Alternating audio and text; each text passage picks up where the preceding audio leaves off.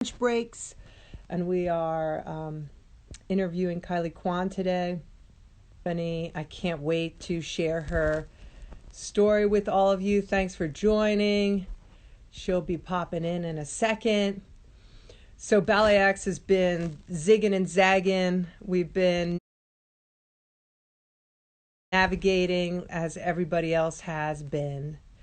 What this and there's some really hi Trisha Brown Dance Company. Love you guys.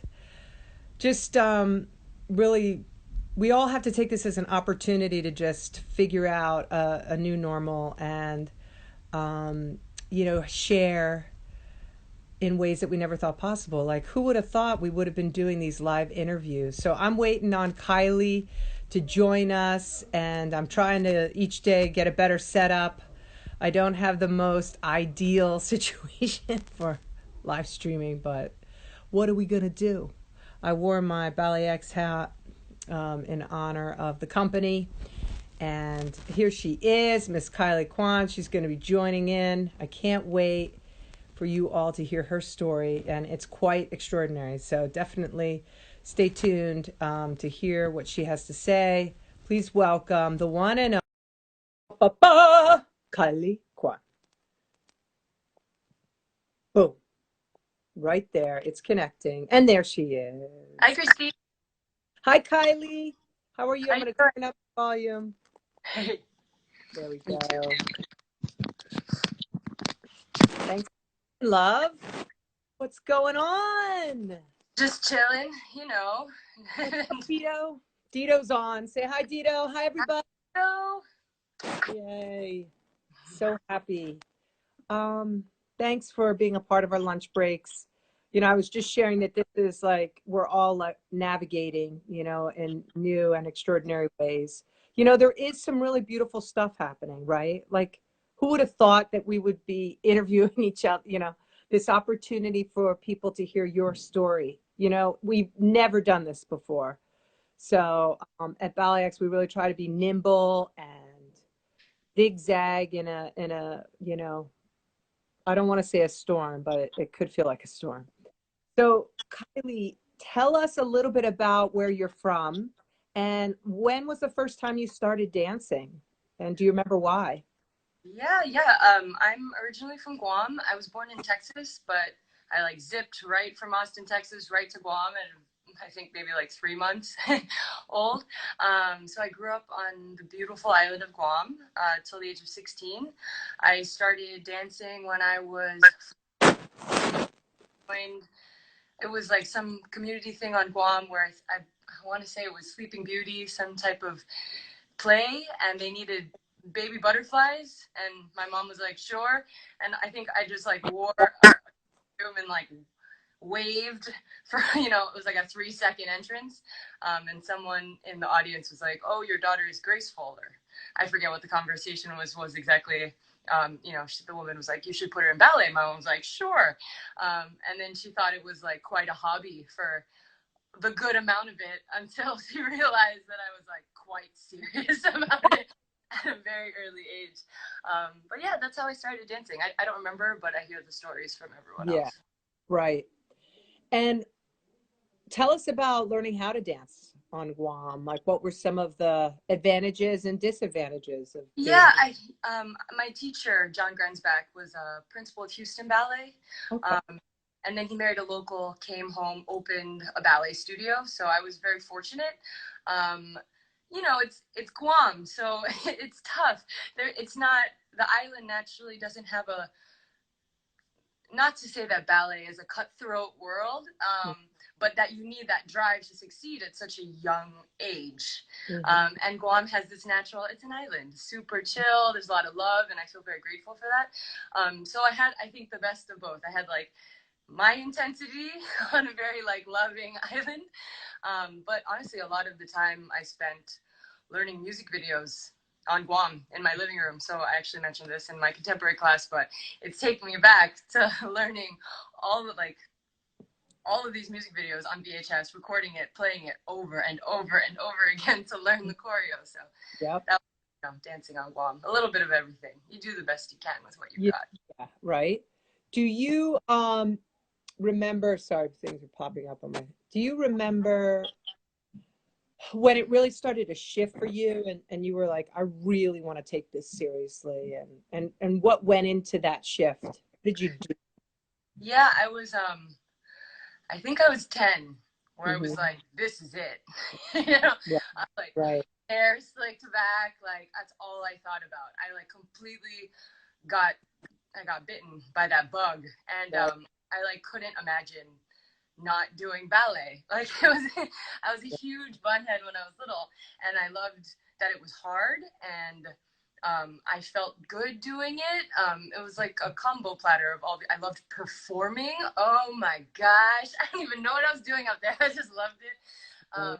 So yeah, it was. I think it was 10, and then my mom started to see it when I was like 12, 13. It Mm. was quite intense, and then I did a few summer intensives at Houston Ballet for the summer, and I was like the worst one in the summer intensive by far, but I was still like, trying to show face. But yeah, definitely like 10 or 11. Oh, crazy, but So, that brings me to your tenacity and that sense of leaning forward, right? When did you join BalletX, and tell everybody who's with us about the process of getting into the company?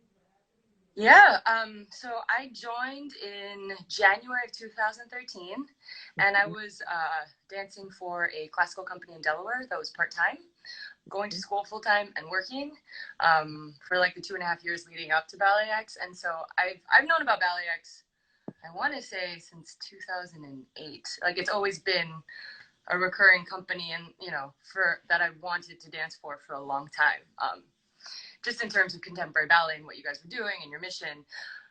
So in Delaware, because I was so close to Philly, I actually did the open call 2 years in a row, and I drove there, did the first year, didn't get in, and then I went back the second year, and I remember, because I'm pretty sure I was number one on the roll call. I said that. You were number one. I somehow found these old audition files, and lo and behold, Caili came first. I love that. It's, I wish I could have been cooler. I was not cool. I wanted it so badly. Cool. That's impressive. But I remember you remembered me from the year before, Yeah. because you're like, it's nice to see you again. And I think you naturally have that brain that I was shocked that you remember me, but you're like, thanks for coming again. And so I did the second cattle call, stayed till the end.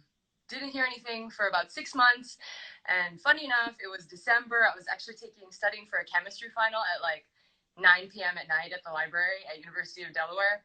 And you called, and you're like, oh, one of our dancers is going to retire, and we're looking for a hire soon in January. And you basically are like, I want you to re-audition so you could see me again. And so I was crying, called my mom. You actually mentioned Niccolo Fonte was going to come set a world premiere on us that summer, and the call was kind of a blur because I was so excited. But yeah, I auditioned at UArts. I took 2 classes. You were pregnant with Wes. Mm-hmm. And then I joined a week, like maybe second week of January in 2013. So like a few weeks after. And then it happened. Oh my. Yeah. So you've been with us for what, 7 years, 8? This is the 8th Yeah. year? It's like 7. It's like this is the start of end of my 8th season with the company. Right, right, right. And what are, you know, what does it take to come back to an audition? You didn't get it the next year, you're getting it the next year. What does it take? Talk about that. It's a lot of humility, a lot of hard work, and so many dancers go through that. And I really want these lunch breaks to share that it's not like it just happens for any of us, right? Tell Exactly. a little bit about that. Yeah. So I very much audition for everything, and I found out a lot more about auditioning after helping you with the BalletX auditions. It's like completely different, like Mhm. what you see from the front.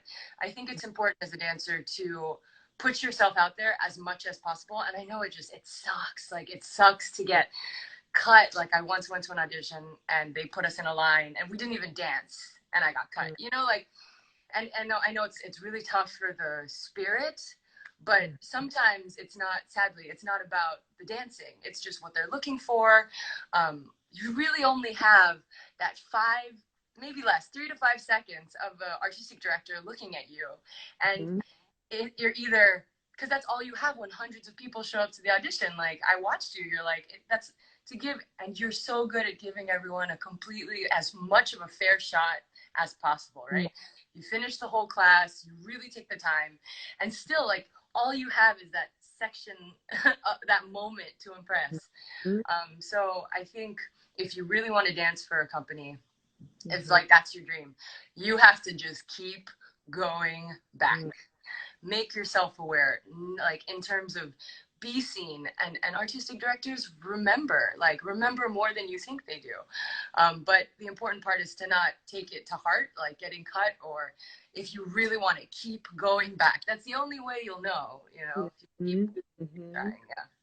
It's so true. It's so true. And, you know, sometimes directors are making decisions in split seconds. And, you know, I try to understand why I make a decision. Obviously, we all do.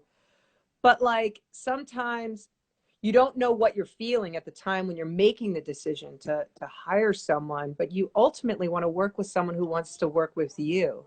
So even if it feels like, you know, you're going again and again, you know, there's a lot you're learning in that process. What are my family does not realize What's up, Ben? I'm on live. Write it down. My gosh. Oh, it's Corona. Yeah. Word. What were some highlight moments for you dancing with BalletX? Oh my gosh. There was a summer that really sticks out for me that I think, like, when I'm old and gray with kids and grandkids, I will still retell this summer about the craziness. But in 2016, it's just like I think about it and I'm like, damn, that was, you know, like, we got invited all within a 4-week period. Where did we go? We went to Jacob's Pillow for a week. We went to Vale Dance Festival, I want to say for 10 days. And then we were at the company then. Right. And we were at the Joyce for a week. Following our first 2-week performances in Philly. Like, it was like, boom, boom, boom. And honestly, it was the hardest I think I've ever worked, I think, in my whole life. But boy, will I remember it for forever. Like, but yeah. So Jacob's Pillow specifically was like quite, I don't know what it is. It was like the dance spirits in the earth, but like so magical to be there and performing Matinee and Sunset. Oh, so good. Such a great ballet. Such a great ballet. Do you know how many ballets you have helped, you know, bring to life? Do you have any sense of how many world premieres you've been a part of? Probably like 50. I want to say we have done 5 to 7 every year for the last, I want it, because, you know, we do so much new work. So if I like generalize it like that, maybe 48, 49. Yeah. What is it that you like? I mean, I assume you like working on world premiere ballets. What is it about it that is compelling for you? Oh, I love the creation process. Like, I started choreographing a few years ago and I fell in love with it first at BalletX because we get to work with this whole range. We do more new work, I feel like, than anyone. You know, getting to be a part of 7 world premieres is like a year is quite, that's some heavy, heavy business that not many dancers get to experience. Right. But great part is that you get thrown into these processes that are so different. Some choreographers are very collaborative. You get to see how this brilliant artistic mind works in terms of how they put it all together. And it's like never what you think. You always, when a new choreographer comes in, like I always try to do research and check out their work. And I always have this idea, and it's just, I'm never right. It's always something new and different. And it's like constantly being stimulated, both physically and emotionally, it's very special, but it's just the creative process. You get to put a part of yourself into this thing that has never been done before. And you get to say you helped, whether inspire or create, or who knows, a move that you created got in there. That's probably the most special part of new works. What is, I mean, just so it's not all donuts and coffee, sweet and sweet. What was some of the hardest times for you dancing? Like a certain choreographer? I mean, we don't have to name names, but like, or me. Hardest time. We'll talk about it later. Hardest, like in terms of like in my career at BalletX? Yeah, like what was like really hard to overcome, and how did you do it? Yeah, there was I think we can talk about it because I told the choreographer, so I feel like now it's like open information. But creating Niccolo Fante's Beautiful Decay was quite life-changing for me. I've never had someone, I'd had not that much experience with contemporary ballet before joining BalletX. Like I did a lot of hip hop growing up, and I did all the genres like everyone does. But Beautiful Decay was the first one, or Niccolo was the first one to really like, you can go farther. And I'll never forget, because it was so, such an emotional, before every show, because he was also taking a big risk in creating something like that, cross-generational full-length ballet. Like there was a lot. It's one of like truly like one of my favorite ballets to perform ever. But he was taking such a risk to create such a work, and so I know there was so much love and care that went into it. But before, I remember we would start at like 4 p.m.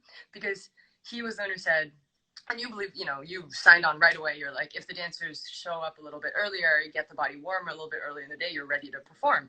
And so we would all be on stage. And I don't know if everyone remembers this, but I do. We would all be on stage at half hour reviewing material. Like everyone was in costume. It was high intensity.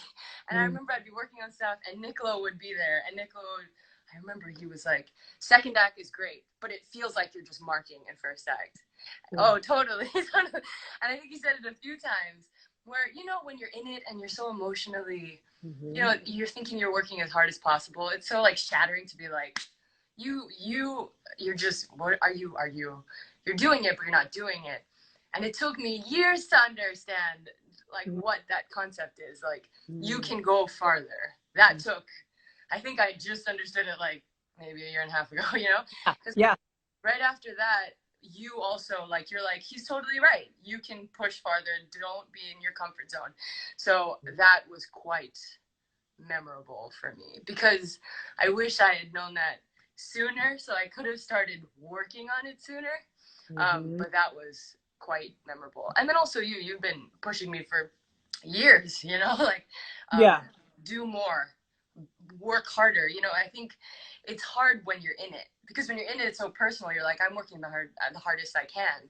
Why do I keep getting, attacked? That's what it feels like. But that's not the case at all. It's right. To look beyond how you're emotionally feeling, right? And seeing the potential. That's the biggest opportunity. You know what I mean? Yeah. I mean, it's so hard. With Niccolo, he was right there in it with you, so he can pound it each day, and I would pound it with you in meetings, Caili, and I knew it was kind of gut-wrenching and heartbreaking because you work so hard, but like there came a moment, because I would eyeball you all the time on stage. I would be like, following, she pushing hard enough? Did she go farther? No. What's he doing? I see you back there. I know. I would be in the back, like almost in the wing, dark side light, And you'd Yeah. be like, are you even pushed? I'm like, how does she see me? I was like obsessed with helping, but it might have not felt that way. But like we had this one sit down, and I remember saying, like, you're going to have to work harder than everybody else in the room. But that's everybody. Like, everybody needs to approach their work like that. Not like, oh, I've got these beautiful feet, and boy, I have such great extension, and it just comes so easily. I remember studying with some of the most talented people, and I just felt so like, try to keep your head up, Christine. You don't have anything like they have. And when you're 16, you don't know anything, right? You just know that it's so much easier for her and it's so much easier for him, and their body's perfect.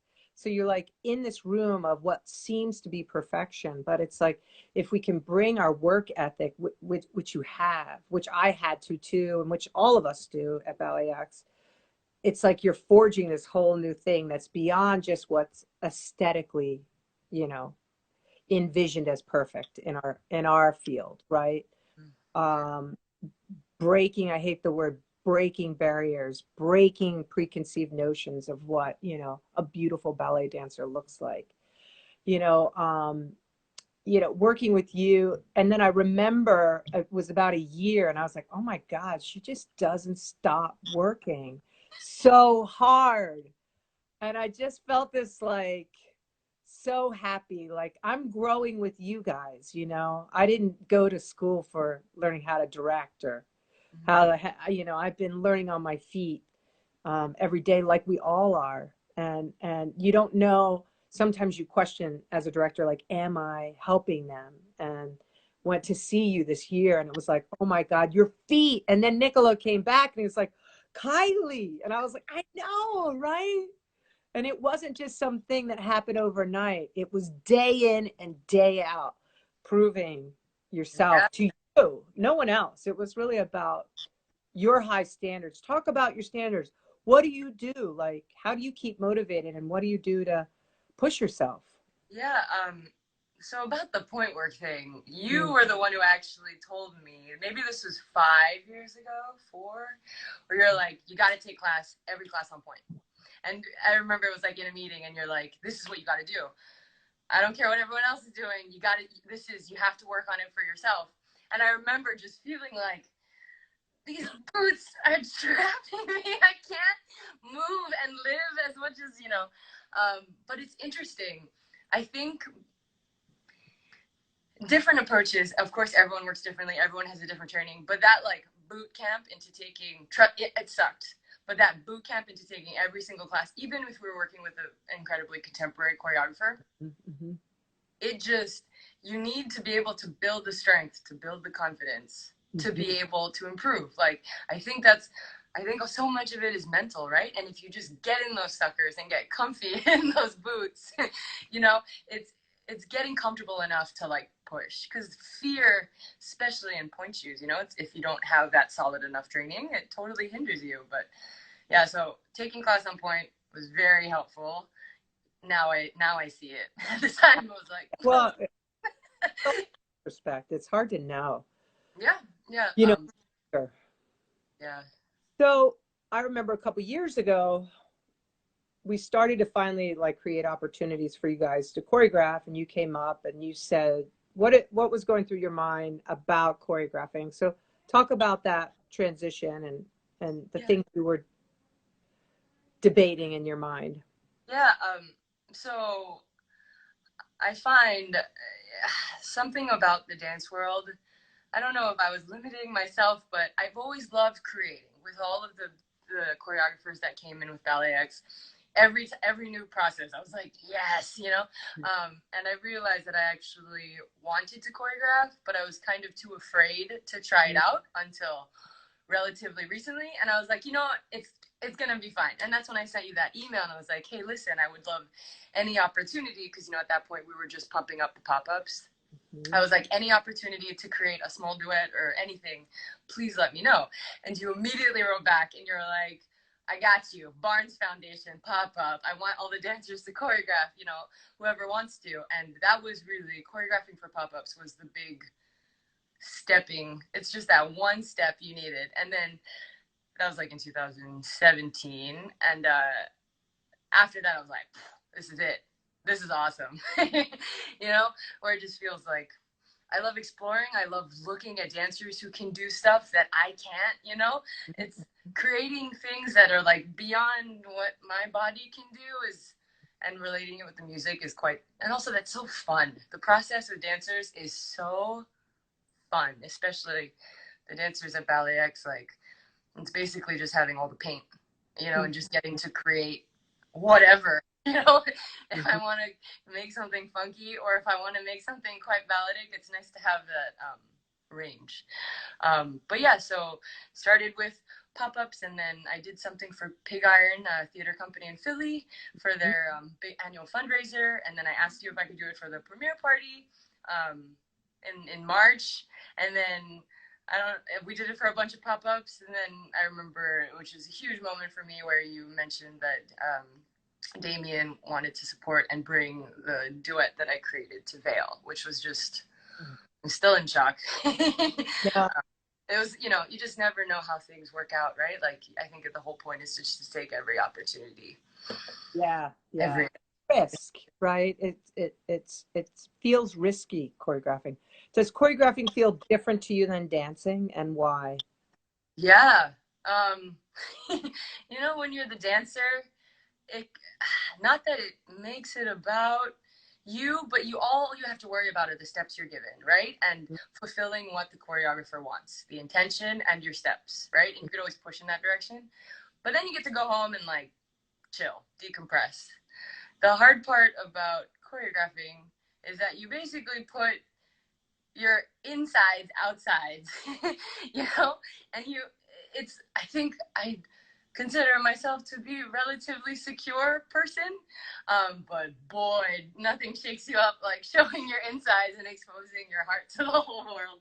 I choreographed a piece for Columbia University's like dance club, Columbia Ballet Collaborative, and I remember it was like all fun and games. I would go out for the weekend when we weren't touring, choreograph, hang out with these college kids. It was so awesome, so fun. And then I remember inviting my family to the show, and you know, Andy and Zach came to support, which was really awesome. And I remember like half an hour before the show, it was my first, you know, big thing, and all of a sudden I was like, oh, and I had like knots in my stomach, and I was like, oh my gosh, I don't feel good, because I just realized that other people are gonna have to watch my work. I was like, oh no, I was like, what if it's bad? You know? Right? So but it, you know, they did really beautiful. They did so well. The students really just did me so proud. But it's so different as a dancer. You can, the work, it's the choreographers, right? So the dancer does his or her task. You do the steps, you do the best of your ability to fulfill the intention that the choreographer wanted. But when it comes down to it, it's the choreographer's name on the piece, you know? So Right. it's technically the choreographer's job to teach and push as much as possible to get it to show when they get on stage. So it's like a whole different ball game. Holy moly. I thought I was nervous dancing, which I have been many times, but man, showing your insides. A lot. I mean, I'm going to go there a little bit because I know it's something in our field that is still a very big challenge. There's not an equal balance of male and female gender representation in terms of choreographers. Or do you think, having worked with men and women at BalletX, is there any difference? What do you think may keep young ladies from choreographing, or what's your thought on that? Yeah, I've thought about it a lot. You know, I think being, not to make it about men and women, right? Because like good work no matter who creates it. But being a woman in specifically the ballet world and being raised in that environment is quite different, because there's so many of us, and it's not that we're, you know, it's not like you could just throw us away, but we always have that like slight fear that we could easily be replaced. You know, it's just there's so many women. And so I think that natural fear of like, you push as hard as you can, oh my gosh, I could get replaced at any moment, that stops you from really speaking your voice, you know, and not wanting conflict and trying I don't want to overgeneralize, and trust me, like all of us, everyone has problems, men and women, right? Yeah. But I wish, you know, I've had a very supportive family. You know, until I met you, really, Christine, and in terms of support and like just do it. It's very different for women to push forward and have a strong opinion, because we're so a little bit raised to be like, just do it and do it well, and that's it. So I find that it's different. It's different. I find that a lot of women, that I always speak to a lot of women about this, because I'm always like, why don't you try choreographing? Why don't you try just for funsies? Just see what happens, you know? Make something on me, you know, anything. I find that a lot of women, they're uninterested, but also I also find that the women that aren't interested haven't tried it yet. So I think it's just like anything. You don't know if you like it unless you try to do it. And if it sucks and you move on. But I think, but now there are so many opportunities for women, right? Because the field is really trying to push it forward, which is great. But I wish I had the balls earlier, you know, to try it out. Sorry. I know what you're saying. Well, you know, yeah, maybe we're just thinking a lot about, you know, what we're doing, and that when you're trying to create, sometimes when you're over analyzing the process of creating, it can make it a little bit more challenging than it needs to be. Instead of like, I'm meant to do this, I'm going to choreograph. Yeah, I don't know. Again, not wanting to generalize, because I just hope that women, you know, continue, and all, you know, all people continue to push to create, be creators, because we need um, voices in the field sharing experiences and collective experiences. Totally. So do you think you're going to be doing more choreographing in the future? I mean, you're creating a work right now on BalletX. Oh my goodness. What, tell us about your piece for BalletX. Oh my gosh. So I've had this idea for a while, and it's basically about showcasing the culture of Guam in a 20-minute work. So just qualities of the culture that, you know, it's such a small island and there's very few of us that actually get to the States as well. And I just wanted to like, it's kind of like my love letter to Guam. But it's kind of a mix. It's a lot of, the music is kind of from all over the place in terms of the Pacific. So it's a little bit from the Philippines, a little bit from Polynesia, a little Harry Belafonte, because that's what I grew up listening to, a little ukulele. It's a kind of a, just like me, it's like a hodgepodge mix of things that I, you know, it's just getting the opportunity to create a work on BalletX is quite extraordinary. And we've talked about it. I thought this would be like 5 years from now, you know? I was like thinking of this project like 5 years from now, but you know, you get this huge opportunity. I'm so stoked. Fast forward, I'm like, no, Caili, this year. I know. Which is amazing. You know? Yes. It's all about opportunities. Teacher of mine on Guam always said, like, in order to make it in the dance world, all you need is that one person to see you. Yeah. You just need one, and then it's your job to like open up everything else after that. And you do, man. You you know, I just love and adore you. There's some news that we will share a little bit later, not today. And you know, we're pushing at BalletX, and you're always game, like you're always right there, you know, for this adventure we call life. You're always willing to try, and you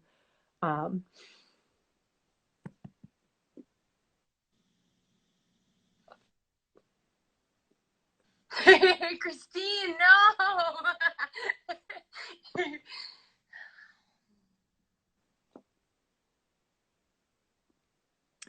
so we're live, and I'm crying.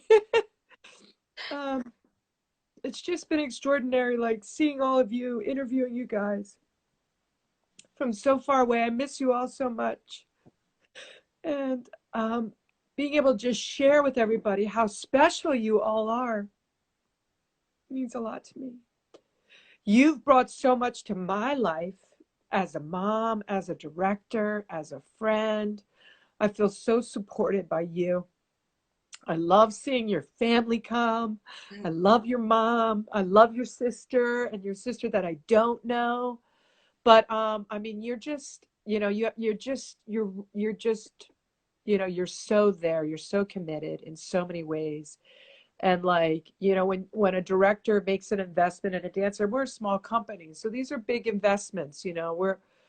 We're saying it's like you're building this family, and you hear this word, oh, we're a close family, but it's like it is close, and it's Yeah. tight, every person.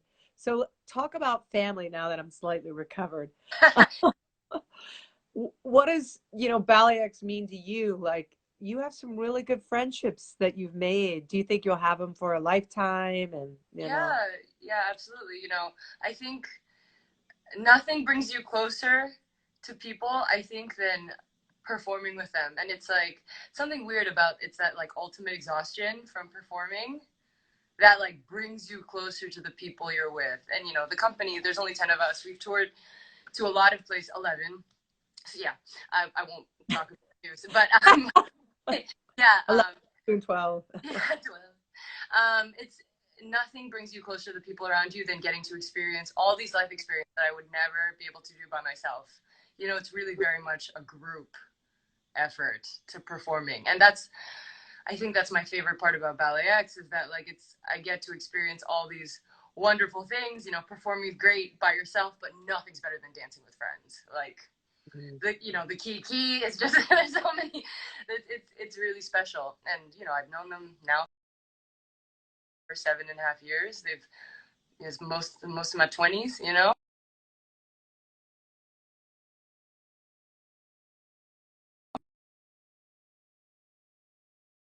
The community and like a very special combo platter, very supportive that you built, literally by going up and saying, hey, have you heard about BalletX? You know what I mean?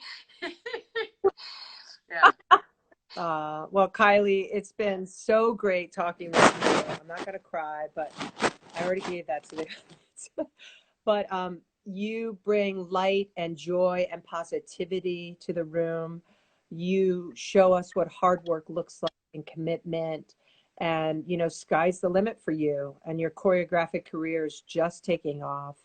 And I think so many other directors around the world will start to hear about Caili Quan and her work. And I really look forward to seeing, all these different aspects of your life blossom because you're taking risks and you're trying things that aren't comfortable. So love you to the moon and back. Thank you for joining us for lunch breaks. Thanks, Christine. I love you. And, you're killing it. It's hard. It's hard to be an artistic director. That is just no joke. It's every day forever. You know what I mean? For years. Every day. And you're killing it, Christine. Yeah, you're just you're such a force for the company, and we're so glad we have you, especially in a crazy time like this. Thank you. You need a crazy person to lead through a crazy storm. No, good. It's good. Oh, Forge. well, I'm a sailor. We're tacking. We're tacking. The wind way we're going. All right, Caili, thanks so much. All right, miss you, Christine. I'll see you soon, hopefully. Bye. Bye, everybody. Thank you.